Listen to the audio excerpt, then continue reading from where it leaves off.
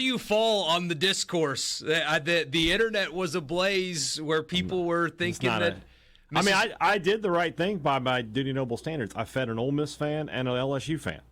Interesting. Chef Boyar Haydad was on point yesterday. But also, Bork, so I should point out that my host out there said you and James are welcome in that would that absolutely area. love to. He'd have a blast. Anytime. And I feel bad. Like I had totally forgotten Richard was there, and then in the top of the 7th, I got a text from somebody. Like, "Hey, are you going to send Richard any food?" I was like, "I forgot he was there."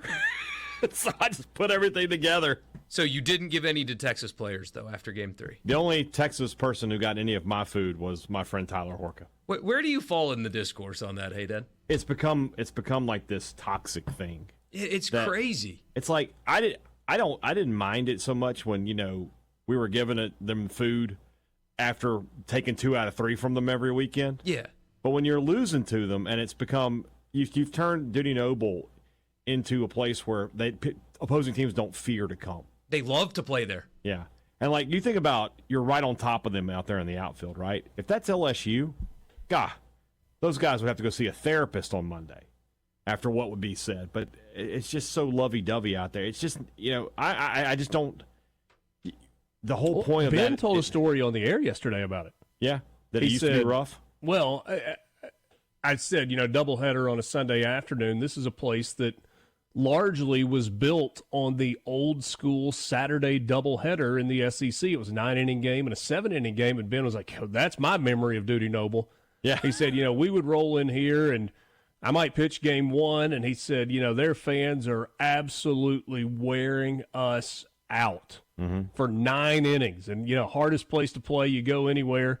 And then the game ends, and in between games, they're feeding you. They're passing chicken and ribs and whatever else over the wall.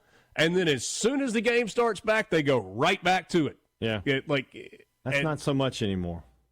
It feels like it's become more about, getting those feel-good tweets and Facebook posts than it is about, hey, let's provide an atmosphere where it's intimidating for the other team, as a fan. So I'm glad we brought that up and got there because I was interested in what you thought about that because from my perspective, right, like I didn't grow up in Starkville going to state games, but when it's like Stony Brook or Manhattan or whoever, yeah, I show them a great time and do all that, invite their fans into your tailgate and stuff like that. But when Texas sweeps you and you're handing them food, you've lost the plot, I think. They came into your house and smoked you. And so you hand them all the food that you smoked in the grill while you're watching them do that? Absolutely. I'm glad you brought up LSU.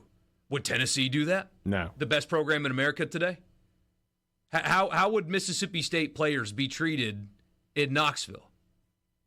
They're more likely to get a beer thrown at them than food handed to them after a sweep. And, maybe it shouldn't be that way. And I understand, like, being nice to their fans or whatever, but, man, when you are sending plates of food to the team that just smoked you on your home field, you're doing it wrong. Especially when some of those same fans are giving the state players all sorts of grief out there. Not exactly feeding them. Yeah, and they were feeding them something, but then the other team can come and get a whole plate full of food. It's just as a fan, I'm not saying I want people to be vulgar and profane or anything, but you gotta, your job out there is to provide the intimidation factor that Duty Noble can provide when it's right. You've talked about it many times. That you'll see a team mentally not right because that crowd is so intense about it, and it just doesn't feel that way anymore.